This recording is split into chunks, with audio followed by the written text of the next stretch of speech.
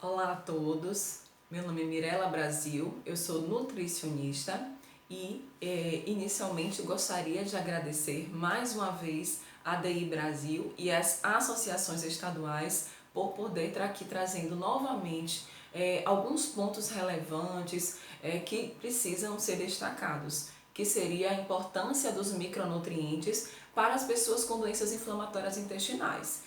E por que é importante trazer esse tema? Justamente porque existe uma prevalência alta dessas deficiências em pessoas com doenças inflamatórias intestinais, seja na fase ativa ou na fase de remissão. Entretanto, elas são mais frequentes em pessoas com a doença de Crohn. Tá? Mas por que isso? Justamente porque na doença de Crohn a inflamação ela pode ser localizada no intestino delgado, seja no duodeno, jejuno ou íleo. Então, esses três compartimentos a gente denomina como intestino delgado, é o principal local de digestão e absorção dos nutrientes. E além do processo inflamatório, às vezes acontece de precisar retirar alguma parte desse intestino e acabar comprometendo tanto a digestão quanto a absorção de micronutrientes. Bem, além desses fatores existem outros que eu gostaria aqui de explicar porque na verdade existe essa chance de ter essas deficiências, esse risco aumentado, tá? Principalmente na doença de Crohn, mas não quer dizer que na retocolite não vai vir a acontecer, tá? Então eu vou trazer aqui algumas causas mais importantes. Primeiro, uma delas é a redução da ingestão alimentar, que é um dado muito frequente, muito comum nas doenças inflamatórias intestinais. Os estudos trazem que em torno aí de quase 80% dos indivíduos que têm essas doenças inflamatórias intestinais fazem algum tipo de restrição alimentar, que pode ser necessária, mas que muitas vezes são restrições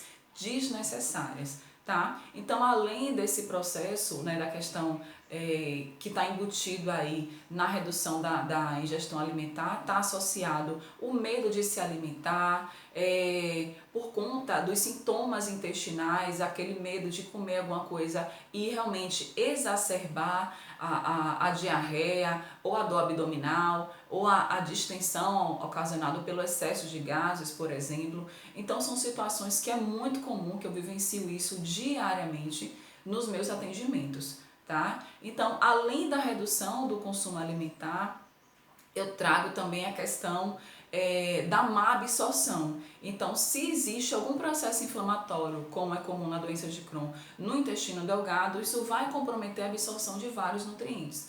Não só os micro, mas também os macronutrientes, como proteína, carboidrato, tá? E a questão da gordura. E aí eu gostaria de destacar principalmente aqui agora a questão da gordura, tá? Então, por exemplo, se por algum motivo existe algum processo de inflamação no íleo, o íleo, gente, é o local que ocorre principalmente a absorção de gorduras, vitaminas lipossolúveis, que são a vitamina A, vitamina D, vitamina E, a vitamina K, tá? Então, além da absorção dessas vitaminas, existe também uma importante absorção de sais biliares, que são componentes químicos que são liberados para que ocorra a digestão e absorção da gordura.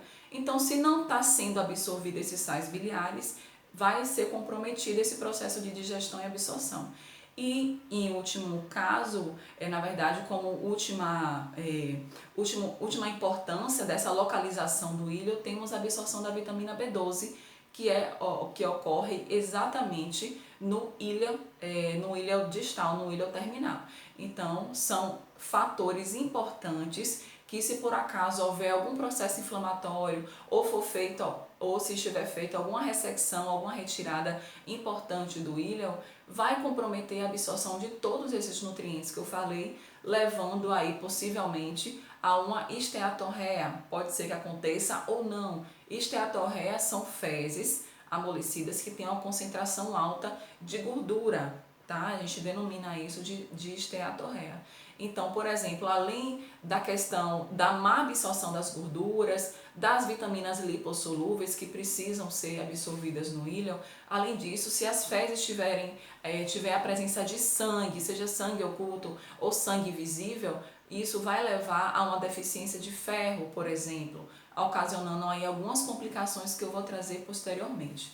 Tá? Então, além da redução da ingestão alimentar, além da má absorção, a diarreia, como eu já falei, ocasiona isso. A diarreia também favorece a perda de alguns nutrientes, como zinco, como magnésio, além de outros. E a questão da interação droga-nutriente. Bem, existem alguns medicamentos que acabam interagindo, tá, com alguns nutrientes ou levando ao desenvolvimento de alguns sintomas e consequentemente comprometendo a ingestão alimentar. Tá? Então, por exemplo, os corticosteroides, né, os corticoides, eles são medicamentos que acabam influenciando negativamente na absorção de cálcio, fósforo e zinco, por exemplo, mais intensamente aí o cálcio e o fósforo, justamente porque ele acaba impedindo, criando uma resistência na ação da vitamina D. Porque a vitamina D, ela faz justamente, essa vitamina aumenta a absorção de cálcio e fósforo a nível intestinal. Tá? E além disso, o corticoide ele acaba exfoliando, liberando em maior concentração o cálcio pela urina. Então são fatores aí que devem ser levados em consideração. Além dos corticoides, temos aí a sulfasalazina e o metotrexato, são dois medicamentos que interferem na absorção do ácido fólico, ou seja, eles competem com o mesmo local, no mesmo local de absorção. Então, toda vez que o paciente está usando esses medicamentos, o médico, ele sempre prescreve, né, o ácido fólico em conjunto, uma suplementação de ácido fólico, que deve ser utilizado aí via oral. Certo? Além desses medicamentos, temos as atioprinas. A atioprina, ela pode trazer alguns sintomas, como efeitos colaterais, náuseas, vômitos e pode também ter uma diarreia associada ao uso desses medicamentos. E aí o médico gastroenterologista, junto com o portador, eles vão avaliar a questão, né, da necessidade de suspender ou de manter, tá? Isso deve ser feito em conjunto.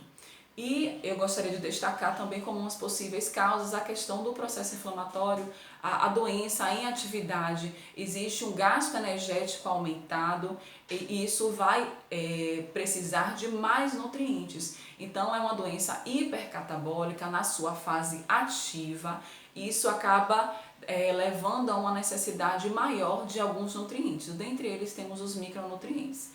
Certo? Além disso, o processo inflamatório acaba aí prejudicando a sensação de fome, ou seja, ele acaba reduzindo a ingestão alimentar, o apetite, pela presença de algumas citocinas pró-inflamatórias.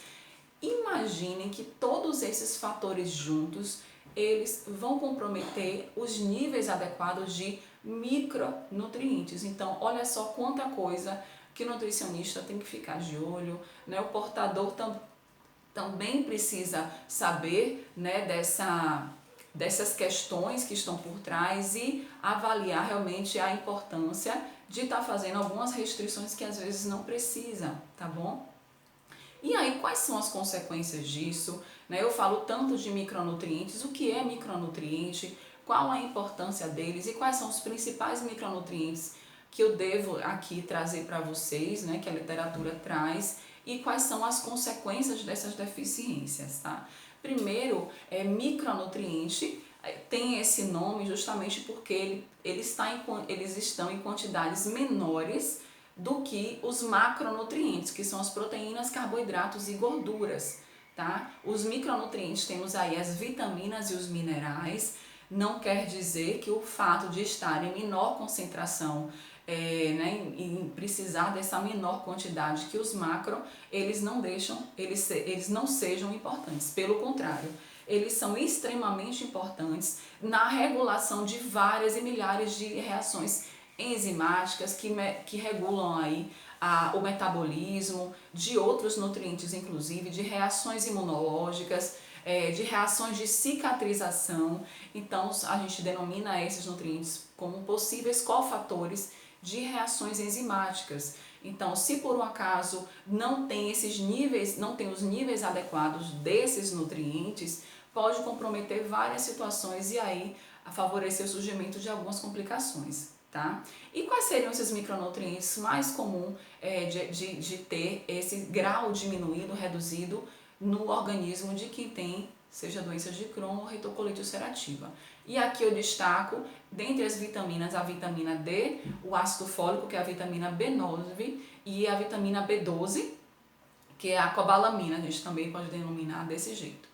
Além dessas vitaminas, outras que também pode acontecer alguma deficiência são as vitaminas antioxidantes. Vitamina A, vitamina C e vitamina E, tá? Então são nutrientes que a gente tem que realmente ter uma atenção maior. Dentre os minerais são cálcio, ferro, zinco e selênio, tá? Esses minerais são muito importantes. Zinco e selênio, eles estão em uma concentração menor no organismo.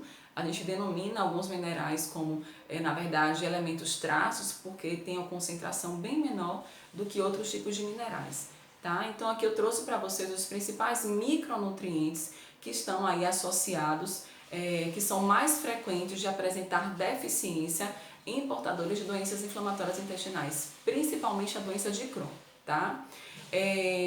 Aí entra agora a questão das complicações. Então, se eu tenho deficiência desses nutrientes, eu posso vir a apresentar, por exemplo, alteração no metabolismo ósseo, pode haver uma redução da massa óssea se houver algum tipo de comprometimento nos níveis séricos de vitamina D, de cálcio, principalmente vitamina D e cálcio. Então, por exemplo, medicamento, uso crônico de corticoide, tem situações que é indicado inclusive a suplementação. Isso quem vai fazer, quem irá avaliar é o médico gastroenterologista. Importante reforçar isso, tá? Então, além da questão do corticoide, existe, se houver alguma ressecção intestinal, diarreia, então tudo isso vai ser avaliado para ver a possibilidade de alguma suplementação. Então, além dessa complicação que pode vir a ter uma osteopenia, uma osteoporose, que é um grau mais comprometido, consequente da redução da massa óssea, ocasionado por esses níveis baixos, isso pode vir a comprometer, de certa forma. Além da osteoporose, uma outra complicação muito frequente é a anemia. Tá? A anemia ela pode ser decorrente da deficiência, principalmente de ferro, mas em menor frequência, em menor prevalência, pode estar associado aí à deficiência de vitamina B12 e também de ácido fólico, que são nutrientes importantes nesse metabolismo das células vermelhas, no transporte de oxigênio pela hemoglobina no sangue até os tecidos, até os órgãos.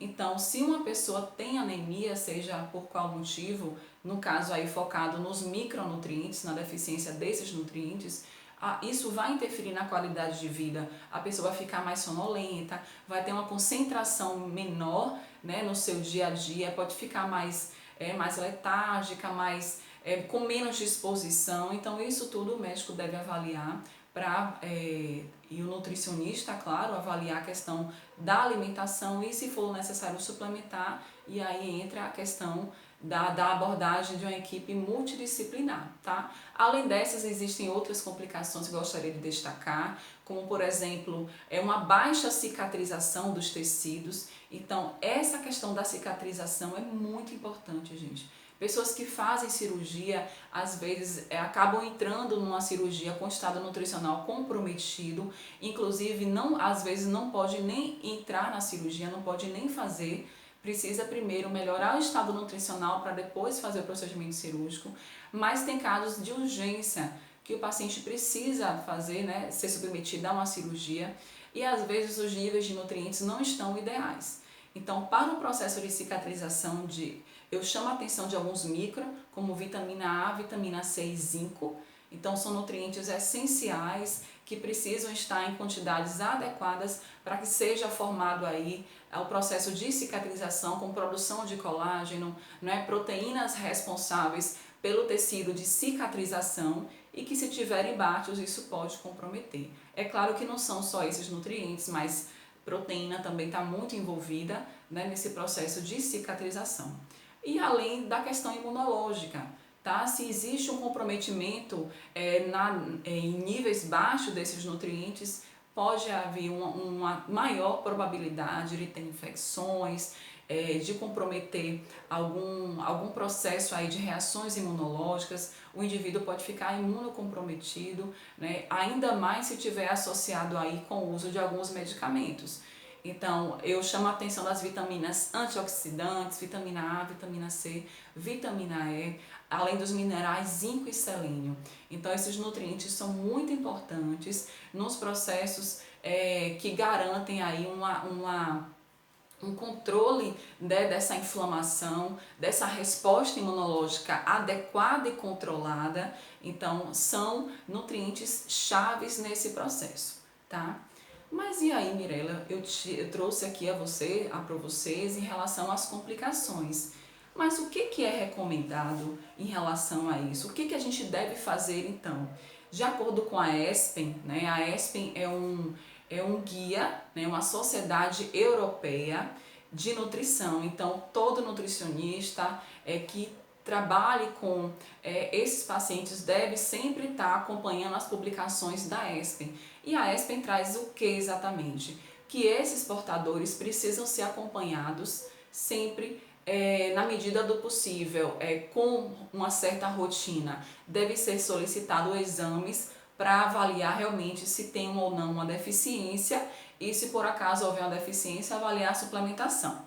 Eu chamo a atenção aqui que essa suplementação ela deve ser avaliada pelo médico gastroenterologista, tá? Tem que ter muito cuidado com essa suplementação e deve ser feito um trabalho em equipe, com a equipe multidisciplinar e ser avaliada a real necessidade, até porque tem suplementações que não devem ser feitas, por exemplo, por via oral. Não é muito recomendado por conta do risco de ter interação com algum medicamento ou trazer alguns sintomas intestinais. Então, a pessoa melhor para avaliar a questão da suplementação realmente é o médico gastroenterologista. Inclusive o ferro, por exemplo, o ferro via oral ele não é muito recomendado o uso por alguns pacientes por conta do risco, não é, de estar associado com alguns sintomas, piorar o processo inflamatório, e aí o médico é a melhor pessoa para avaliar isso, tá? Então esse é um ponto extremamente importante.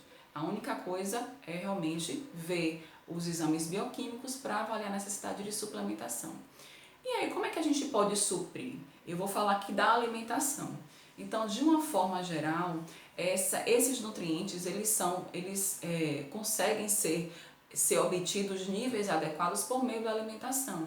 Então, uma pessoa, na medida do possível, que puder ter uma alimentação saudável, equilibrada, variando o consumo de vegetais e frutas, principalmente legumes, verduras, frutas, tem que ter uma atenção maior para esse grupo de alimentos, além de outros como cereais, raízes, tubérculos, carnes, ovos, laticínios. Então tem que ter um cuidado em tentar estar variando esses alimentos, tá bom? Para garantir que os nutrientes relacionados com um bom estado imunológico, né? Com o processo de cicatrização, prevenção de anemia relacionada com deficiência de ferro, ácido fólico ou vitamina B12 e uma redução da massa óssea realmente seja evitado em relação aos alimentos, tá? E dentre outros fatores. Então é muito importante que haja, tentar na medida do possível. Agora, infelizmente, tem muitos casos que as pessoas, alguns portadores, não conseguem ter essa alimentação tão saudável e tão variada, principalmente na fase ativa. E aí é que eu digo a importância do papel nutricionista diante de casos assim. Seja aquelas pessoas que estejam em remissão, que é um momento importantíssimo para você manter ou recuperar o seu estado nutricional, e na fase ativa, principalmente, adequar aí as restrições alimentares necessárias, que realmente são necessárias de serem feitas, e tentar aí até reintroduzir ou manter o consumo de vários alimentos saudáveis, tá bom? Então esse é o meu recado, gente. Eu espero que tenha contribuído de alguma forma. Obrigada mais uma vez a DI Brasil por essa oportunidade e um abraço e até a próxima.